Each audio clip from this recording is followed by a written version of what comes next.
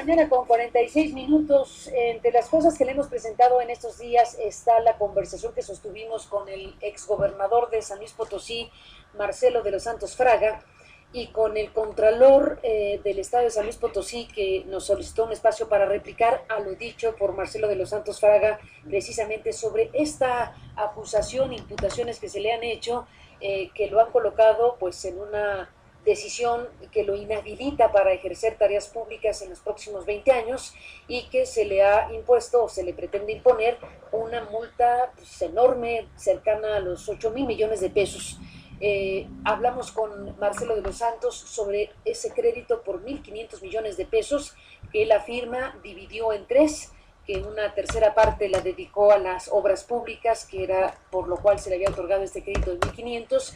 Otra tercera parte la habría dejado en la banca para el gobierno que seguía, para que tuviera el gobierno que seguía recursos para operar, y otra tercera parte reconocía que había sido utilizada para gasto corriente. Básicamente eso fue lo que dijo, y después el Contralor del Estado, bueno, pues replicó sobre el tema y dejó abierta la posibilidad de ampliadas investigaciones porque afirmó que no quedaba claro el destino de esos recursos y que eso formaba parte precisamente de la acusación en contra de Marcelo de los Santos. Además de estas dos posturas desde San Luis Potosí, hemos sabido de la crítica y de la postura pública también de un hombre que ha tenido una presencia activa en San Luis Potosí en los últimos años, un analista político, columnista, que bueno, pues tiene una voz fuerte en San Luis Potosí sobre los asuntos del interés público, que es Eduardo Martínez Benavente, a quien le agradezco que me tome esta llamada telefónica y que nos exponga lo que tenga que exponer sobre lo que en este momento se vive en torno a la figura de Marcelo de los Santos.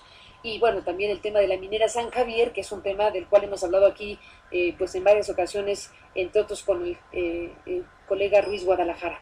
Eduardo Martínez Benavente, gracias por tomar la comunicación esta mañana. Buenos días. Sí, buenos días, Carmen, muchas gracias. ¿Qué dices de lo que está pasando allá?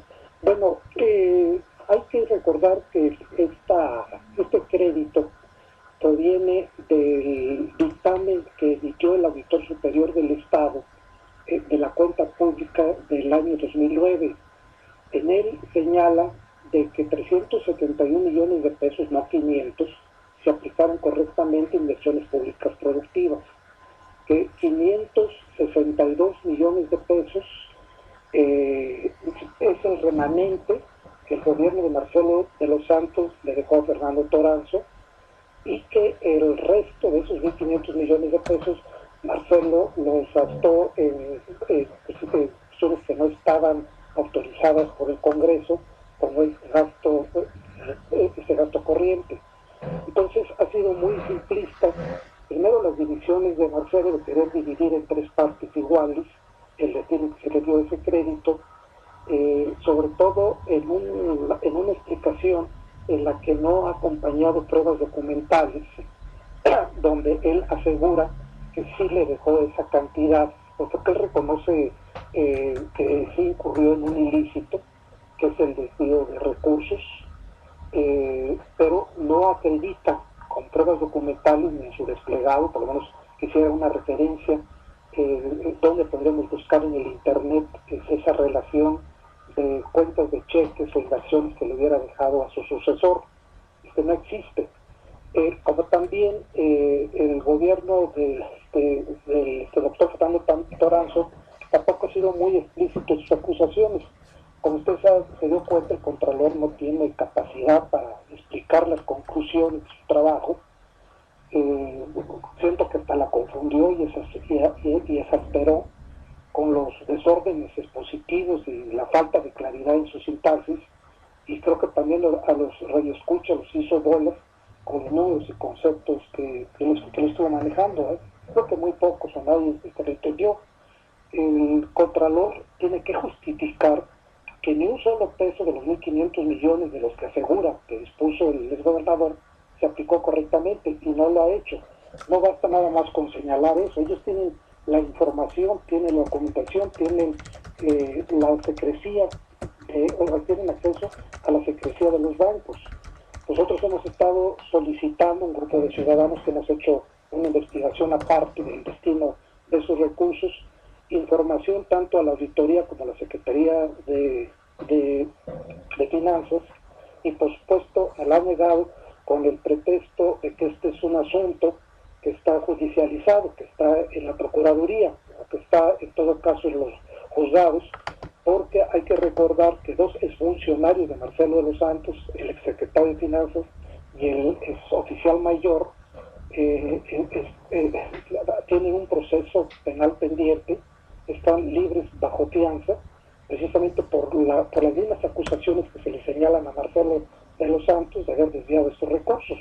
Sin embargo, no se incluyó dentro de ese paquete pues, al principal responsable político, no legal, porque como todos mundo sabemos, los gobernadores en muy pocos casos manejan recursos públicos, y yo creo que ninguno tiene ni siquiera su firma registrada en las cuentas de cheques.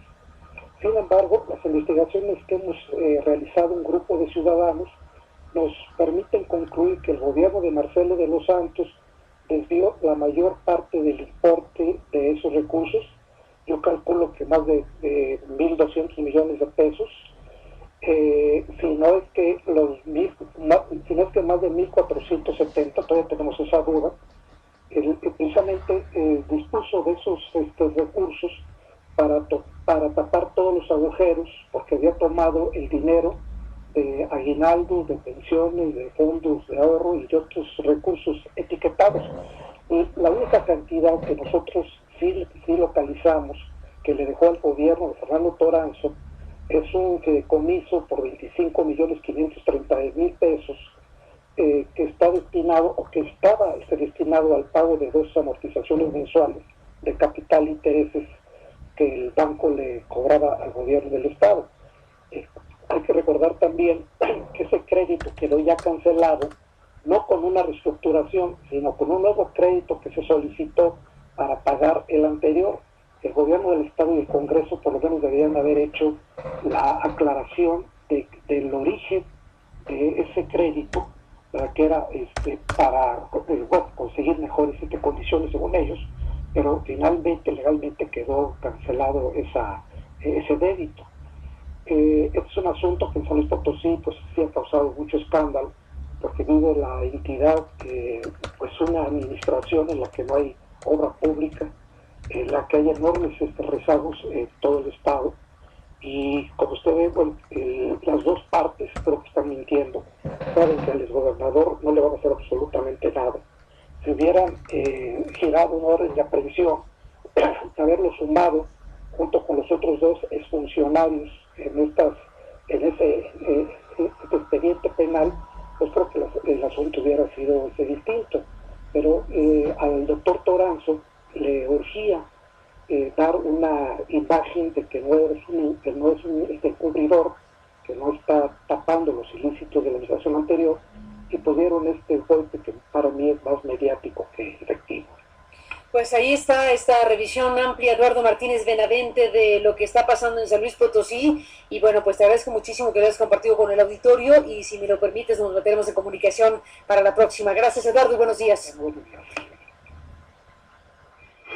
Noticias.